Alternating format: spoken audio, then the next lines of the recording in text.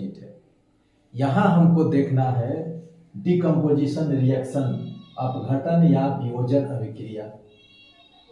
अपघटन और वियोजन अभिक्रिया कहने का मतलब है कि इस अभिक्रिया में कोई बड़ा सब्सटेंस, कोई बड़ा कंपाउंड टूटता है और टूटेगा तो स्वाभाविक रूप से दो पदार्थ या दो से अधिक पदार्थ का निर्माण करेगा। तो जब कोई बड़ा यौगिक, कोई बड़ा पदार्थ टूट करके दो या दो से अधिक सब्सटेंस का निर्माण करता है तब वह रिएक्शन डिकम्पोजिशन रिएक्शन कहलाता है। The reaction in which one compound splits into two or more substance, then it is called decomposition reaction. जब कोई बड़ा यौगिक टूटकर दो या दो से अधिक सब्सटेंस का निर्माण कर दे तब उस रिएक्शन को हम कहते हैं डिकम्पोजिशन रिएक्शन। आइए इसको एग्जाम्पल से समझते हैं कि डिकम्पोजिशन रिएक्शन क्या है। एग्जाम्पल से देखिए पहले यह देखिए कि यह जो डिकम्पोजिशन रिएक्शन है, किसी पदार्थ को जो हम तोड़ते हैं, डिकम्पोज करते हैं, तो उसके लिए एनर्जी की जरूरत होती है।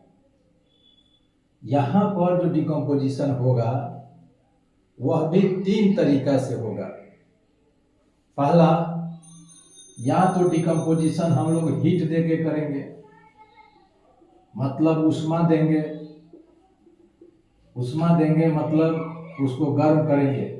किसी पदार्थ को गर्म करके और उसको हम तोड़ेंगे, दो या दो से अधिक पदार्थों में बदलेंगे, तो वह डिकम्पोजिशन हीट के द्वारा हुआ। या हम डिकम्पोजिशन लाइट के द्वारा भी कर सकते हैं, प्रकाश के द्वारा भी डिकम्पोजिशन होता है।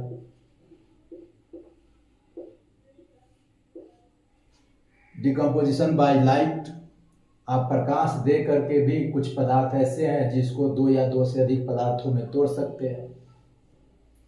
या इलेक्ट्रिसिटी के द्वारा भी आप क्या कर सकते हैं, पदार्थ को तोड़ सकते हैं विद्युत के द्वारा। तो यहां हम पढ़ेंगे decomposition by heat, decomposition by light और decomposition bye electricity.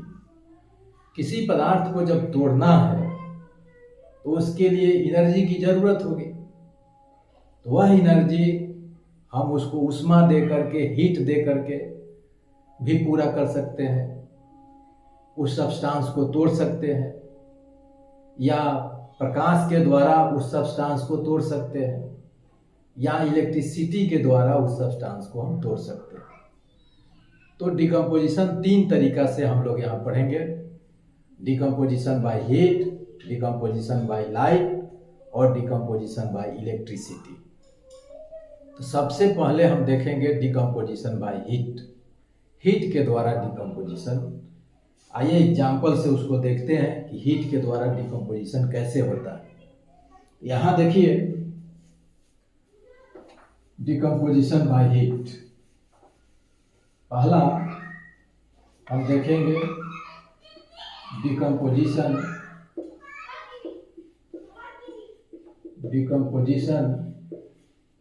By heat. इसको हम कहते हैं, जब हीट के द्वारा हम डिकम्पोजिशन करेंगे तब उसको कहेंगे थर्मल डिकम्पोजिशन। इसको कहेंगे हम लोग thermal decomposition, thermal decomposition. Hindi में इसको हम लिख सकते हैं उष्मीय अपघटन,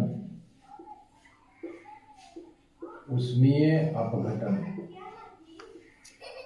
ऊष्मा के द्वारा अपघटन जब होगा तब उसको कहेंगे ऊष्मीय अपघटन या थर्मल डिकम्पोजिशन।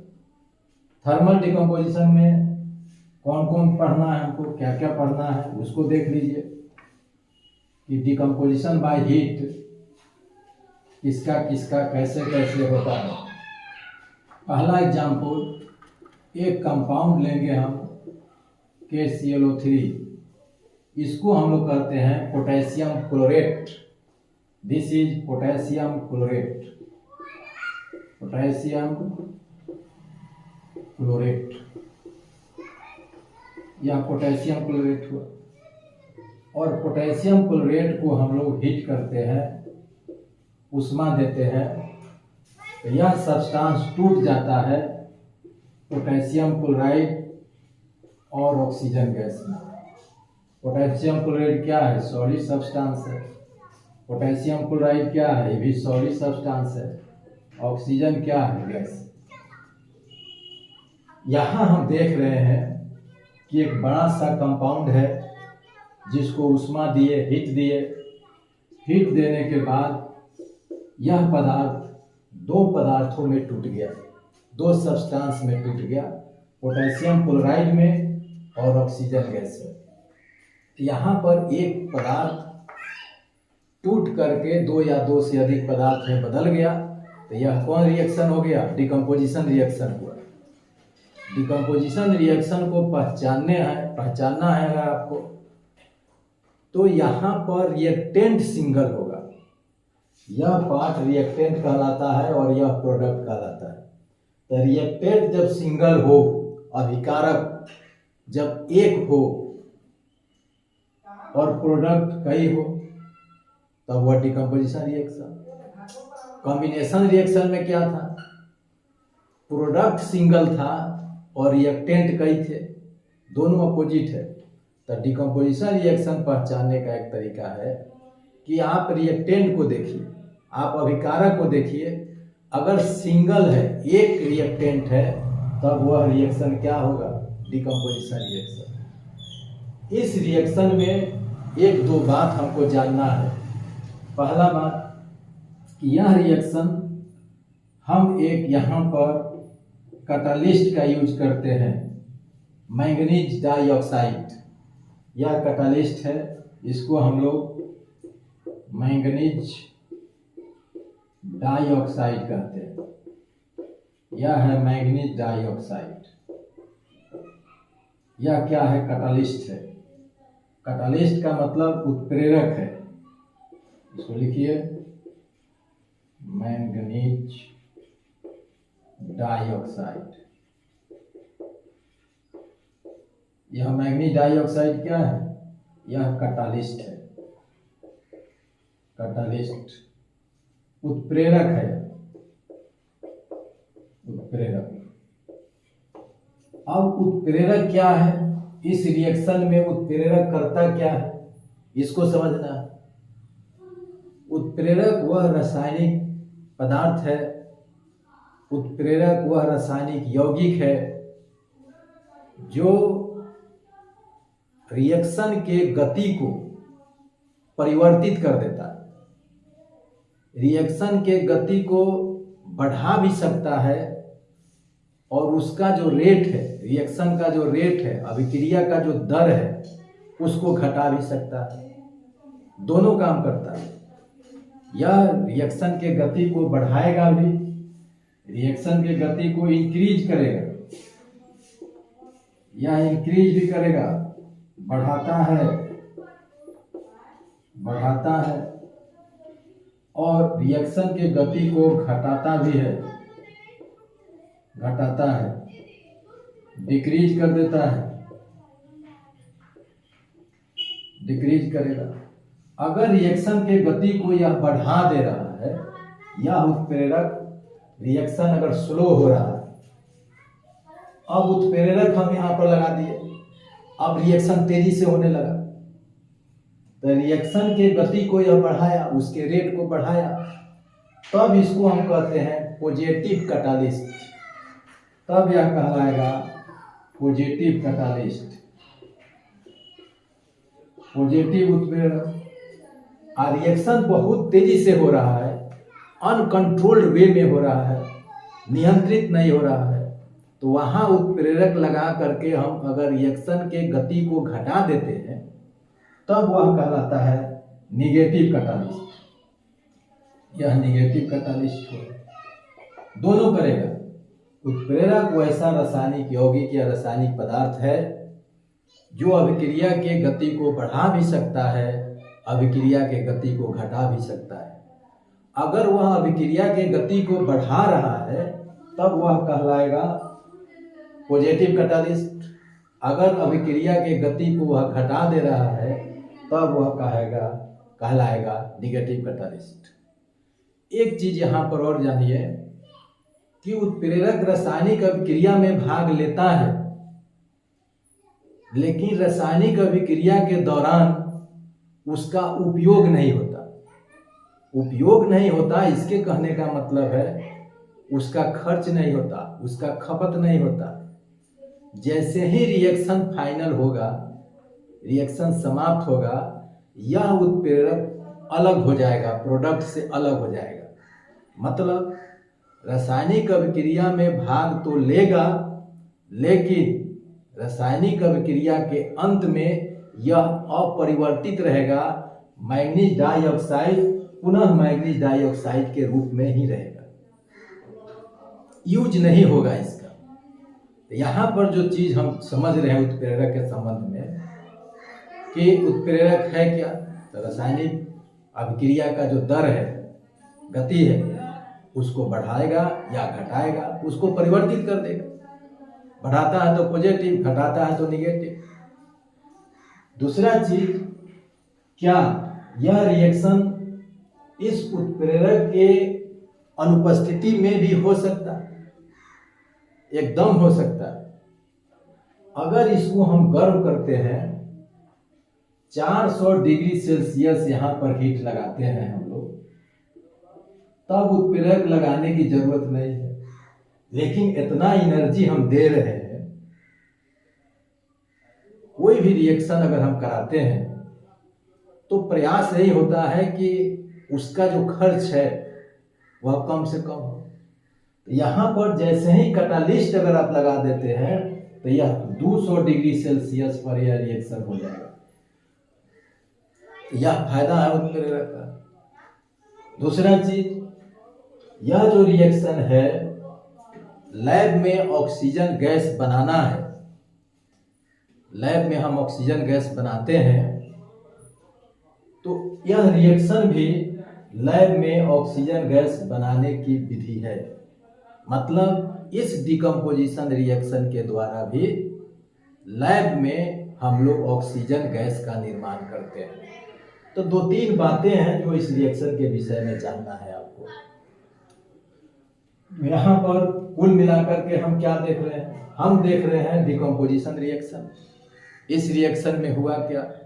इस रिएक्शन में कोई एक बड़ा पदार्थ है जो टूट करके 2 या 2 शरीर पदार्थों में बदल गया। तो यह क्या है? यह डिकम्पोजिशन रिएक्शन। दूसरा एग्जांपल देखिए, दूसरा एग्जांपल, आप फेरस सल्फेट हेप्टाहाइड्रेट का नाम सुने होइएगा। FeSO4 × 7H2O। यह कंपाउंड है फेरस सल्फेट हेप्टाहाइड्रेट।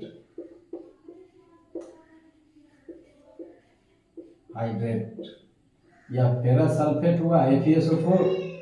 हेप्टा का मतलब होता है 7, हाइड्रेट मतलब वाटर। 7 मॉलिक्यूल ऑफ वाटर इसमें मौजूद रहता है, वाटर ऑफ क्रिस्टलाइजेशन के रूप में। जब हम लोग एसिड और बेस पढ़ेंगे, वहाँ पर वाटर ऑफ क्रिस्टलाइजेशन देखेंगे, तो वहाँ पर इसको डिटेल से समझेंगे। अभी इतना समझिए कि इस कंपाउंड में 7 मॉलिक्यूल ऑफ वाटर मौजूद है, और इस कंपाउंड का जो कलर होता है वह होता है ग्रीन, हरा। इसको एक और नाम से जानते हैं हम लोग, ग्रीन विट्रियोल। नाम सुने होइएगा आप, ग्रीन विट्रियोल। हिंदी में इसको हम लोग कहते हैं हरा थोथा, या इसको हम लोग कहते हैं हरा कशीस। हरा कशीस, हरा थोथा या हरा कशीस, यह सब्सटेंस है। इसका क्या यूज है इसको भी हम बताएंगे। यहाँ पर हम देख रहे हैं एक बड़ा सा कंपाउंड है फेरस सल्फेट हेप्टाहाइड्रेट। हम लोग पढ़ रहे हैं डिकम्पोजिशन बाय हीट। यहाँ पर क्या देंगे हम लोग, यहाँ पर देंगे हीट। यहाँ पर हीट दीजिए, गरम कीजिए, गरम कीजिएगा, यह सब्सटेंस टूट जाएगा फेरिक ऑक्साइड में। यह हुआ फेरिक ऑक्साइड। और एक और कंपाउंड है टूटेगा या सल्फर डाइऑक्साइड और सल्फर ट्राइऑक्साइड, इवी गैसियस फॉर्म में। इवी गैसियस फॉर्म में यह रहेगा सॉलिड फॉर्म में, और यह अभी क्या है, सॉलिड फॉर्म में, एस सॉलिड है। तो फेरस सल्फेट हेप्टाहाइड्रेट एक बड़ा सा यौगिक है, बड़ा सा कंपाउंड है। इसको हम हीट किए, गर्म किए, यह टूट गया, 2 या मोर सब्सटेंस में टूट गया। तो यह कौन सा रिएक्शन हुआ, डिकम्पोजिशन रिएक्शन हुआ। डिकम्पोजिशन रिएक्शन में एक बड़ा सब्सटेंस टूट करके 2 या 2 से अधिक सब्सटेंस का निर्माण करता है। ये डिकम्पोजिशन है। इसमें जानना है 1-2 बात। कलर इसका पूछता है, क्या कलर है, तो ग्रीन कलर का है। इसका कलर देखिए, इसका कलर ब्राउन कलर का, आप ध्यान में रखिएगा, ब्राउन कलर का। दूसरा चीज, एक चीज और जानना है, ferrous sulphate heptahydrate is green colour. लेकिन जैसे इसको हीट कीजिएगा तो यह वाटर मॉलिक्यूल जो उसमें उपस्थित है, प्रेजेंट है, यह हीट के प्रभाव से, उष्मा के प्रभाव से उड़ जाएगा वाटर। जैसे गर्म कीजिएगा वाटर वेपर बन के उड़ जाएगा। तो उड़ जाएगा तो यह बचेगा क्या, यह कौन सा सब्सटेंस बच जाएगा, यह बचेगा फेरस सल्फेट FeSO4। अब इसमें तो वाटर नहीं है, तो वाटर नहीं है तो इसका नाम होगा एनहाइड्रस। जिस सब्सटेंस में वाटर नहीं है उसको एनहाइड्रस फेरस सल्फेट इसको बोलेंगे, anhydrous ferrous sulphate, anhydrous ferrous sulphate. और इसका कलर जो होता है वह व्हाइट होता है, उजला होता है, इसको भी ध्यान में रखना। Anhydrous ferrous sulphate is white in colour और ferrous sulphate heptahydrate is green in colour. ध्यान रखना है, ferric oxide in brown in colour. यहाँ पर इसका यूज हमको देखना है, ग्रीन विट्रियोल का यूज, हरा थोथा का यूज, हरा कशीस का यूज। इसका यूज होता है कृषि के क्षेत्र में भी इसका यूज होता है। जिस खेतों में आयरन की कमी है और आयरन की कमी से पौधों में रोग उत्पन्न हो जा रहा है, पौधे रोग युक्त हो रहे हैं, तो वहां पर इसका यूज उर्वरक के रूप में होता है। तो पहला यूज तो हम लोग देख लिए कि कृषि के क्षेत्र में होगा, एग्रीकल्चर फील्ड में होगा, आयरन की कमी को पूरा करने के लिए। पौधों में आयरन की कमी है, उस कमी को पूरा करने के लिए इसका यूज होगा, किसका, फेरस सल्फेट हेप्टाहाइड्रेट का, हरा कशीस का, हरा थोथा का। दूसरा, अगर दवा बनाने में भी इसका यूज, दवा बनाने में भी होता है। मान लेते हैं कि कोई टॉनिक बना रहे हैं जिसमें देना है, जिस व्यक्ति को आयरन की कमी है, किसी को आयरन की कमी है, तो उस कमी को दूर करने वाला जो टैबलेट बनाते हैं या सिरप बनाते हैं, उसमें इस कंपाउंड का हम लोग यूज करते हैं। तो यहाँ पर कुल मिलाकर देख रहे हैं कि एनिमल्स में या प्लांट के क्षेत्र में इसका जो मुख्य उपयोग है वह आयरन की कमी को पूरा करना है।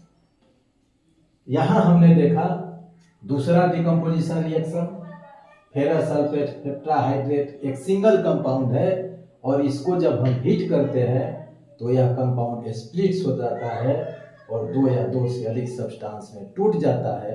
तो यह कौन सा रिएक्शन हो गया, यह हो गया डिकम्पोजिशन रिएक्शन। आइए एक और कंपाउंड देखते हैं। एक और कंपाउंड देखिए हम लोग, एक और रिएक्शन देखिए डिकम्पोजिशन रिएक्शन का। लेड नाइट्रेट, लेड नाइट्रेट, इसको हीट कीजिए, गर्म कीजिए, यह लेड ऑक्साइड, नाइट्रोजन डाइऑक्साइड और ऑक्सीजन गैस बदलेगा। यह सॉलिड स्टेट में है, यहाँ पर लिखिए, यह सॉलिड स्टेट में है, ये भी सॉलिड स्टेट में है, यह गैसियस स्टेट में है और यह गैस के रूप में है। यहाँ पर इसका जो कलर है, यहाँ कलर का जानकारी जरूरी है, कलर की जानकारी पूछता है। यह कलरलेस है, यह कलरलेस कंपाउंड है।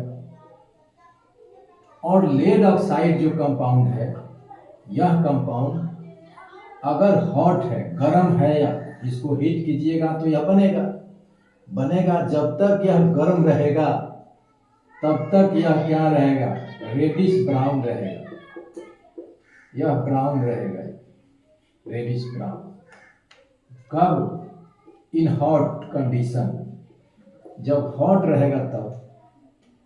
लेकिन जब कोल्ड हो जाएगा, इन कोल्ड कंडीशन, यह जो लेड ऑक्साइड है यह येलो कलर का हो जाएगा। इस चीज को ध्यान रखना है। लेड ऑक्साइड का कलर गर्म रहने पर रेडिश ब्राउन और ठंडा रहने पर येलो होता है। यह नाइट्रोजन डाइऑक्साइड है, इसका भी कलर क्या होता है, ब्राउन कलर होता है। तो इसको ध्यान में रखना है। यहाँ भी हमने क्या देखा, यहाँ भी हमने देखा कि यह एक डिकम्पोजिशन रिएक्शन है। इसमें एक बहुत बड़ा पदार्थ है, वह हीट के प्रभाव से, उष्मा के कारण टूट जाता है दो या दो से अधिक पदार्थों में। तो कोई एक पदार्थ अगर दो या दो से अधिक पदार्थों में टूट जाता है तो वह अभिक्रिया क्या कहलाएगा, वह अभिक्रिया कहलाएगा अपघटन या वियोजन अभिक्रिया।